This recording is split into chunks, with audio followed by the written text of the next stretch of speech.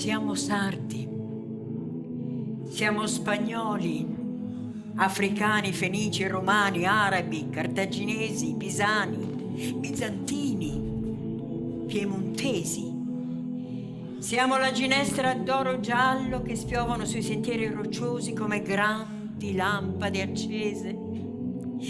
Siamo la solitudine selvaggia, il silenzio immenso e profondo, lo splendore del cielo e il rosso fiore del muschio. Siamo il regno ininterrotto del lentischio, delle onde che ruscellano i graniti antichi, della rosa canina, del vento, dell'immensità del mare.